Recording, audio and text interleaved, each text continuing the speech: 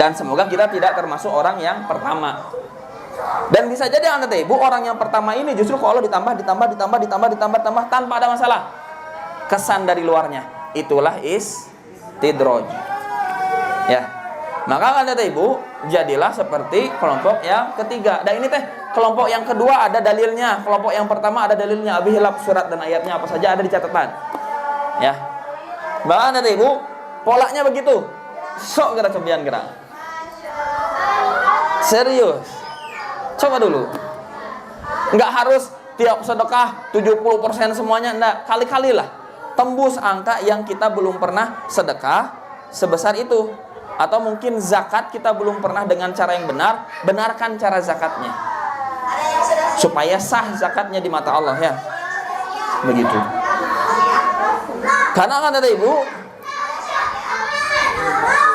coba abi taros deh. Ada ibu. Logika mana yang bisa mencapai kekayaan seperti Abdurrahman bin Auf, kekayaan seperti Umar bin Khattab, kekayaan seperti Utsman bin Affan, sedangkan teknologi pencatatan tidak seperti sekarang. Sekarang mah buat nyatet uang hunkul ya ilmunya sendiri, akuntansi. Coba kita taruh ke Utsman bin Affan ya, kalau ada akuntansi nggak di zamannya? Nggak ada. Tapi bisa terus berlipat, kenapa? Karena bersih hartanya, karena subur. Nah, bagaimana menyuburkannya? Dengan sedekah. Gitu anak ibu ya. Nah coba gerak. Praktekin aja. Enggak harus langsung besar 70% dikeluarkan, enggak. Sedikit-sedikit. Kita perlu memupuk iman. Kalau memang kita sanggupnya sedikit-sedikit dulu, dari yang tadinya enggak kita hitung, kita keluar berapa? Keluar 10%, keluar 15%. Minimal kan kata ibu 30, kita bagi harta kita 3, 1, 2, 3. Bagi harta kita 3. Sepertiga untuk sedekah, sepertiga untuk usaha, untuk kebutuhan kita sehari-hari, sepertiga kalau mau ditabung atau dijadikan modal lagi boleh. Gitu ya. Dan Nabi itu punya tabungan untuk bisa hidup selama setahun. Gitu kan ibu. Ada dalilnya. Nabi menyimpan yang nantinya kalau dijadikan makanan itu bisa sampai setahun. Nah, cobalah tiap bulan begitu kan ibu. Apalagi kalau misalnya kata ibu ya, penerima gaji gitu enak. Tinggal misal gajinya berapa UMR kita 3,5. Bagi 3 aja. Sepertiga yang disedekahkan 500.000. Gitu. Sepertiga betul dengan nilainya ya. Bukan hanya dibagi 3. Nah, 500.000 ini. Berarti sejuta lah ya. Sejuta atau kalau enggak misalkan 1.150 misalkan gitu. Nah, itu keluarkan. Harus keluar itu segera dikeluarkan. Nah, uniknya nanti di pertengahan bulannya itu balik lagi. Yang kita keluarkan itu ibu, ada jalannya dia kembali. Ada jalannya dia kembali. Abi praktekkan ini selalu. Kalau sepertiga itu rutin. Kalau yang 70% baru kemarin aja sekali lagi itu. Berat. Yang 30% ini selalu rutin. Sepertiga pasti dipisahkan. Udah ada pos-posnya. Orang tua, untuk kurban, untuk ini udah ada pos-posnya semua. Sepertiga. Udah balik lagi. Bulan depannya segitu, dari bulan depannya gitu. Nggak tahu dari mana jalannya ada lagi yang kita nggak harus ngoyo bahasa Indonesia ngoyo namanya. Nggak harus susah payah mengeluarkan usaha lebih, dengan sendirinya. Sok gerak. Kumaha tuh ngejelasinnya gitu, udah memang begitu. Ya, tapi ingat saat sedekahnya ikhlaskan. Soleh, kalau lagi belajar di sana ya, ibu guru.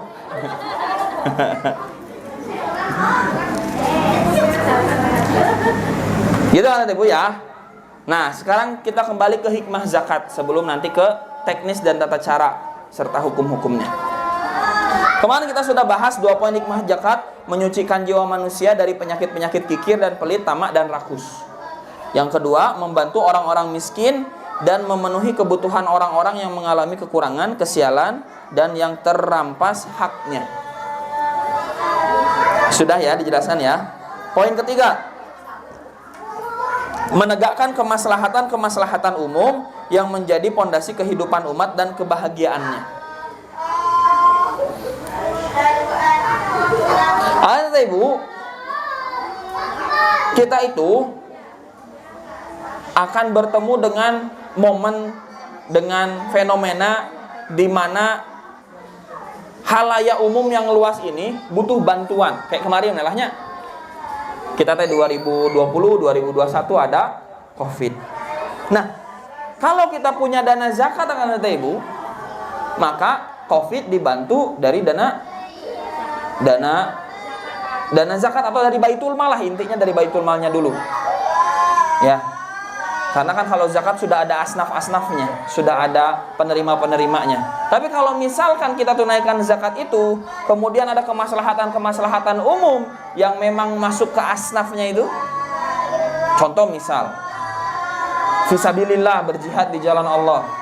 Ya, memerangi apa? KKB, kelompok kriminal bersenjata. Dari situ dapat nanti. Ya.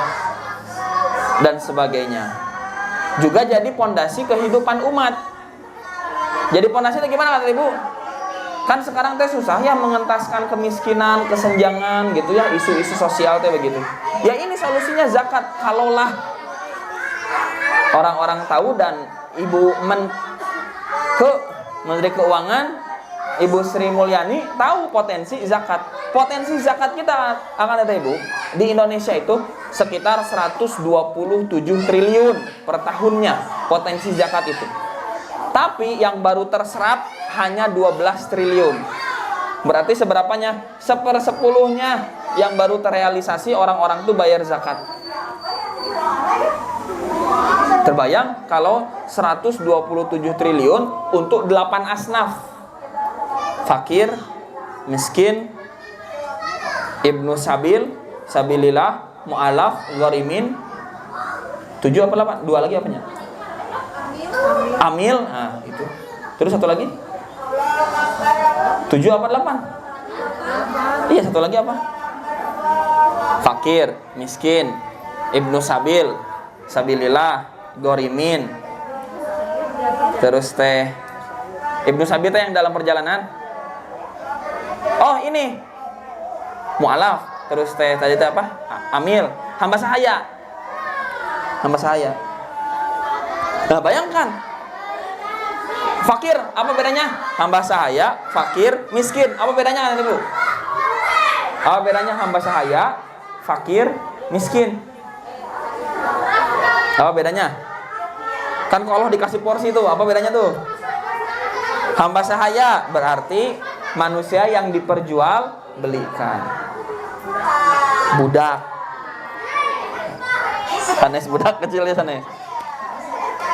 Yang dia tuh nggak punya kemerdekaan atas dirinya, harus nurut tuannya. Seperti halnya barang. Kemudian apalagi fakir.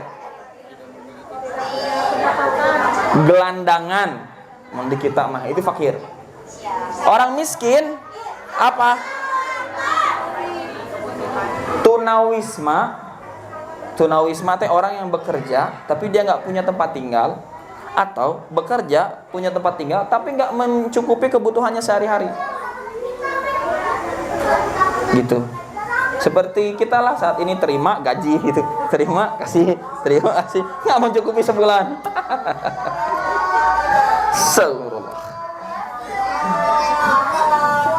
Nah, bayangkan Ibu, kalau orang yang bekerja ini, orang miskin nih, paling mudah akhirnya apa? Ketika dia dikasih modal dari uang zakat itu, dia kan kelola, dia sudah punya ilmunya, makanya dia bisa bekerja. Ya.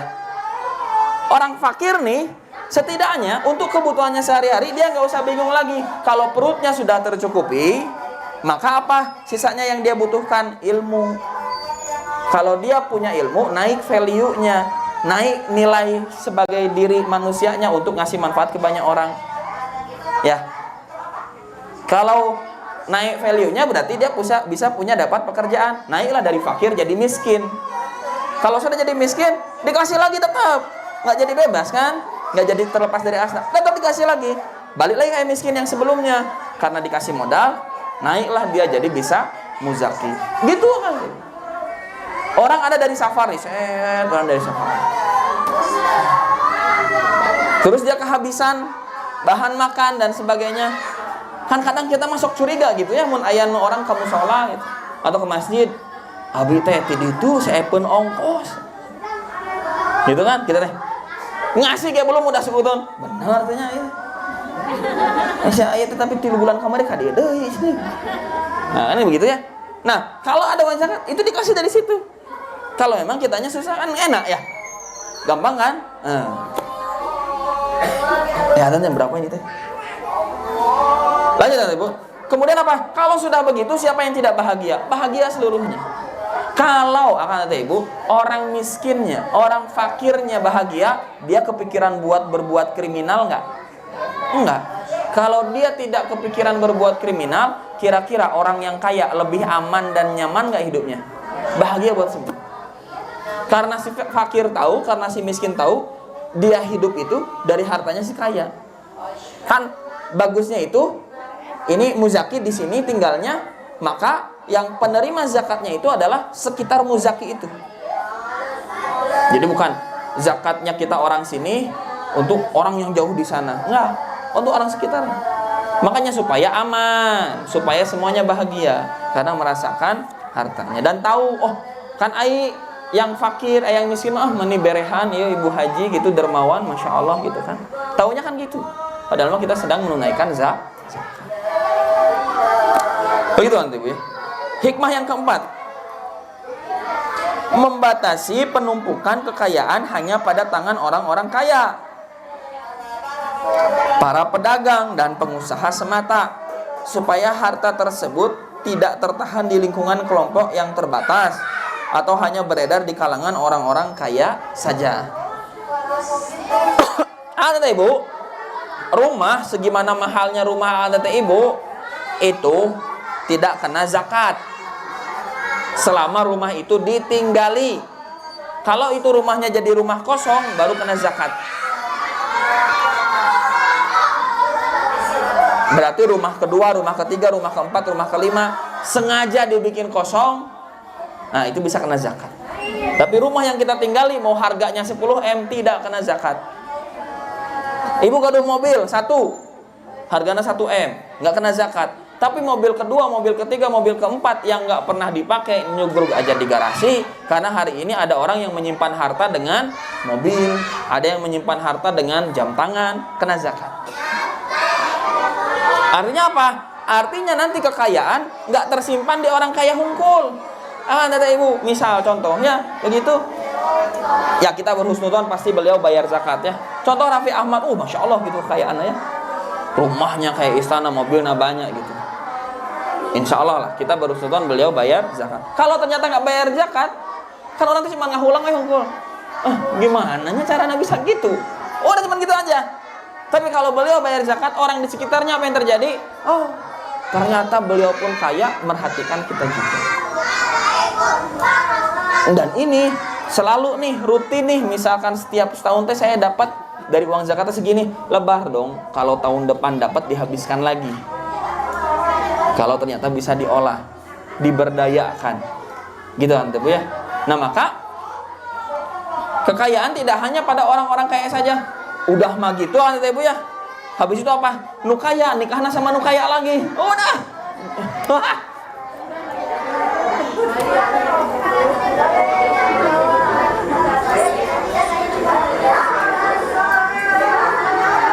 Karena tolak ukurnya bukan lagi keimanan, ketakwaan, kesalehan dalam menikah. Apa ini kalau menikah ada unsur bisnis apa nih yang bisa digabungkan? Ya udah, muter di situ. Ya. Maka meskipun nanti yang kaya nikah dengan, bukan nggak boleh kaya nikah dengan yang kaya, boleh silahkan. Kan harus sekufu. Ya. Kaya nikah dengan yang kaya, tapi hartanya kan jadi double dah. Misal nih 100 miliar, nih 100 miliar kan jadi 200 miliar. Digabungkan kan? Berarti zakatnya lebih besar. Tetap zakatnya mah kena tetap.